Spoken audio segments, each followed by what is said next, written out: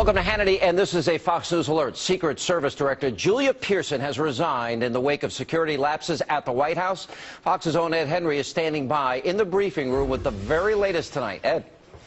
Sean, a really dramatic turn of events, because as of this morning, Josh Earnest, the White House press secretary, was doing various television interviews saying the president still had full confidence in Julia Pearson. What changed in those few hours? A number of things. Number one, White House officials say that they only learned late yesterday about this second breach in recent days, but this elevator incident where a security guard with a gun who had a criminal record got very close to the president, and it turned out Julia Pearson, while briefing the president recently about the fence jumping incident that really started all of this, did not disclose what had happened in Atlanta. That was a problem. But I pressed Josh Earnest on why it took a resignation from the director. Why didn't the White House push to get her out if they were so troubled by this? Listen. Why didn't senior people here at the White House, including the president, determine on their own? Why were you waiting for her to give a resignation? Isn't a person with a criminal record and a gun getting inches away from the president enough to say somebody needs to be fired here? Well, Ed, I can tell you that incident that you're referring to is something that the White House was made aware of only yesterday, less than 24 hours ago. That occurred just minutes before that report was published for the public to review. What also changed today was growing pressure from the president's fellow Democrats, not Republicans. Folks like Elijah Cummings, the top Democrat on that panel that's investigating the security breaches, saying that they had lost confidence in Julia Pearson. Interesting, the person who's going to be the interim director, Joe Clancy, the former special agent in charge who had been very close to the president, has his respect, has the respect of a lot of Secret Service agents around here trying to restore morale to an agency very much under fire right now. But it should be noted that Joe Clancy was the special agent in charge around the president back in 2009 when another breach happened, the Salahis and those party crashers during the state dinner for the Indian Prime Minister. So there have been a whole series of problems. Now it's up to Joe Clancy in the short term to try to stop the bleeding at least, and they're also announcing an independent panel to investigate what's gone wrong, but also how to fix all of this, Sean. Let me ask you this, because we have the fence jumping incident, the CDC incident, which you referred to, where a guy got on an elevator and had a gun with him, and that was only recently disclosed. And then, of course, the shooting incident back in 2011. A lot of agents now are beginning to speak out, and they told the Washington Post several weeks ago that Pearson was considered a weak candidate among rank-and-file agents because she had relatively little supervising experience. Why was she chosen? And do we have any background? It was a surprise when she was picked, and that's why maybe why the White House was digging in for a couple of days, and why I noted at the top that Josh Earnest, as of this morning, was saying she still had the president's full confidence, despite the fact that not just Republicans, but Democrats were saying her testimony on the Hill was a disaster. Was the president dug in because this was his pick, someone who didn't have a lot of experience in terms of, she had experience at the agency, but not in a management role like this. That's why they're going to have to look, and it seems likely they're going to get somebody from the outside to try to shake this up. I mean, you mentioned the Washington Post. They've been breaking a series of stories about this. I've talked to insiders at the Secret Service who say they think there's a whole lot more coming, that this is sort of just the tip of the iceberg, Sean. All right, thanks, Ed Henry. Now we have Governor Perry, the great one, Mark Levin will join us, David Limbaugh, Juan Williams, and much more tonight. Now, meanwhile, the CDC has confirmed the first case of Ebola has been diagnosed right here in the United States. Federal health officials are now tracking anyone who had close contact with this patient who remains in isolation in a Dallas hospital. Fox's own John Roberts, he's standing by at the CDC. He's in Atlanta tonight with the very latest. John. Sean, the more we hear about this case, the more troubling information comes to light. Reports out of Monrovia, Liberia, say that Thomas Eric Duncan actually helped move an Ebola patient who died just hours later, and then 4 days after that, he flew in an airplane here to the United States.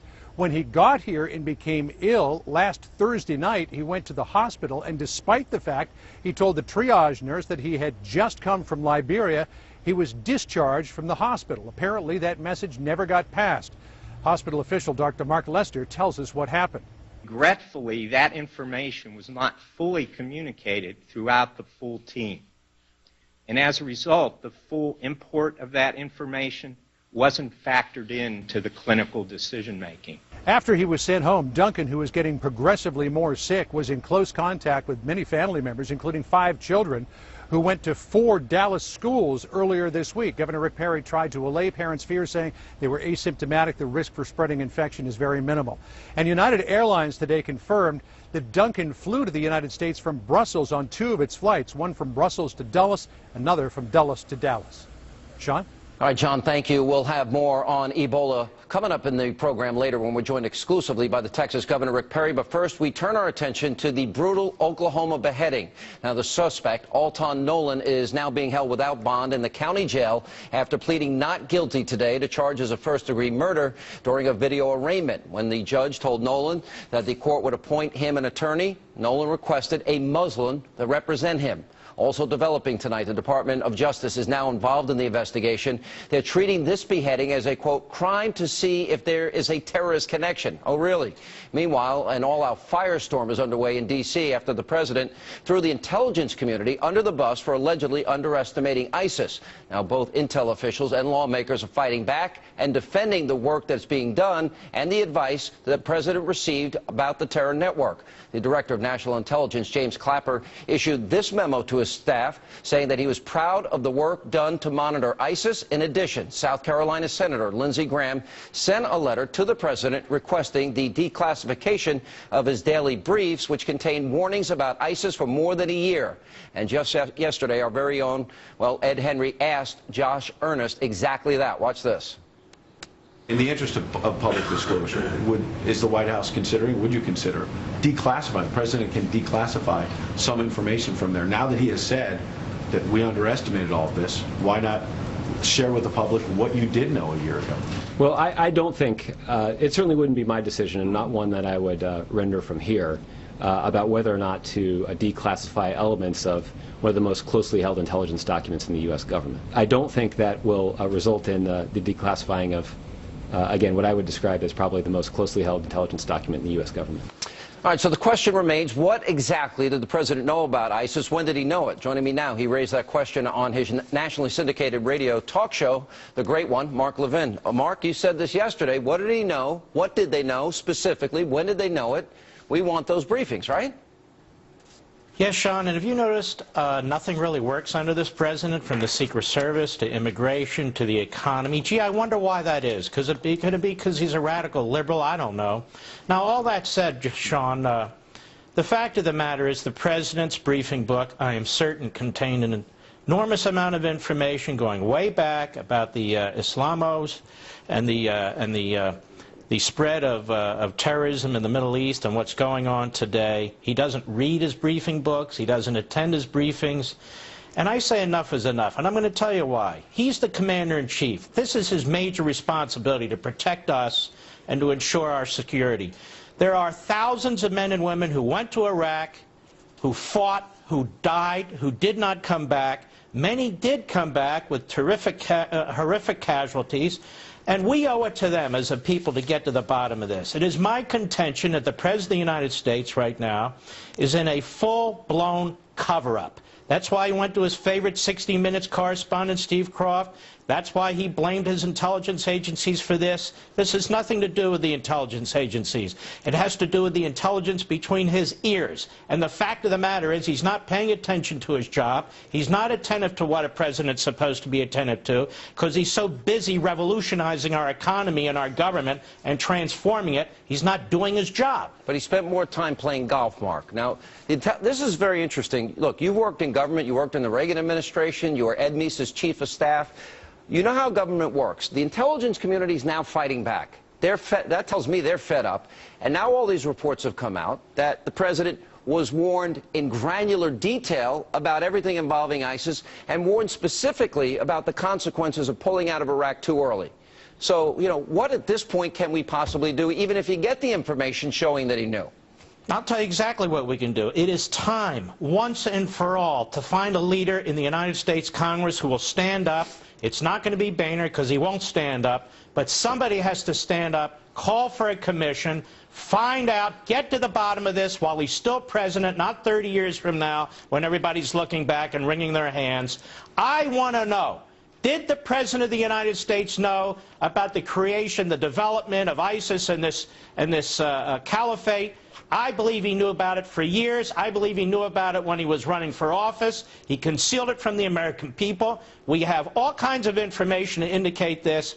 I want to know if the President of the United States is ignoring 60% of his intelligence briefings, if he's refusing to read his intelligence briefings. We know the answer to that. I don't even know. This isn't some, yeah. We know the answer to that. That's the point. He's not reading it. Yes, but we want to hold him to it's time to hold him to account. These things show up in newspapers. People issue this stuff.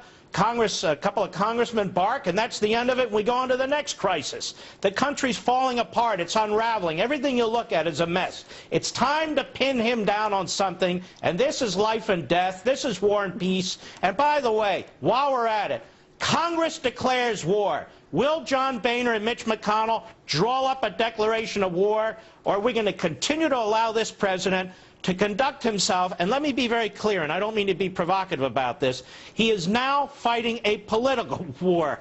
These pinpricks are not stopping ISIS. ISIS is about to conquer Baghdad. It's on the move on the Turkish border. It's more powerful this month than it was last month, despite our bombing raids. Obama has the military on a short leash. Now let's let them off the leash. Let's declare war, and let's defeat them. This is World War III, and we need World War II tactics. All right. He's never going to do that, in my opinion. I don't think, I agree with you. I think this is a show. This is a show war leading up to the election because the polls have shown that... Where's the declaration of war? I agree. It's constitutionally, it's very clear. There have been some people that have called for it, but you're right. The Speaker... that's not his job. And the Speaker... That's Boehner's job. I agree. All right. Here's where we are. 4,000 Americans died, and he didn't lift a finger as Ramallah and Fallujah and Tikrit and Mosul and all these cities that our American soldiers fought, bled, and died for and lost their limbs for. Here's my question. It's the one-year anniversary of the rollout of health care. Add to that the corruption at the VA, the corruption in Benghazi, the corruption of the IRS. Add to that the illegal immigration, the flood of illegal immigrants crossing our border. Add to that Afghanistan, Russia, Crimea, the Ukraine, Syria, Iran, Iraq. Add to that Israel, Gaza, the South China Sea. You know, is there anything, add to that the economy. Is there anything this president, from your perspective, has done well that you can say, good job, sir? No, there's not a thing he's done well. And here's the problem, Sean. People who support big government, centralized government, liberalism, well, congratulations, you have it. And it's an absolute disaster. And here's what's remarkable to me. He doesn't go back and actually look at something, have some circumspection, say, you know, we're going to fix Obamacare, let's pull back, maybe we bit off more than we can chew. It's full speed ahead, the foot on the gas pedal. Now it's going to be executive imperial fiats for amnesty. He's looking for all these other areas where he can nationalize what shouldn't be nationalized, where he's undermining what shouldn't be undermined. It's just like one thing after another after another. This guy does not want to be president. This guy continues to be that community organizer, or disorganizer I should be, sitting in the Oval Office, throwing political mud balls in every direction he possibly can. Have you noticed when he's happiest? He's happiest when he's campaigning, trashing Republicans, trashing conservatives, trashing capitalism, trashing the Constitution. That's right. He's never really happy doing the job he's supposed to do. All right. The great one, Mark Levin, on stations all across the country. Thanks, sir. Coming up, the first patient diagnosed with Ebola in the U.S. remains in a Dallas hospital at this hour. Coming up next, Texas Governor Rick Perry, he's standing by to talk about what precautions are being taken in his state. There are now people being quarantined. How many people the infected patient may have come into contact with. That and more on this busy news night tonight on Hannity.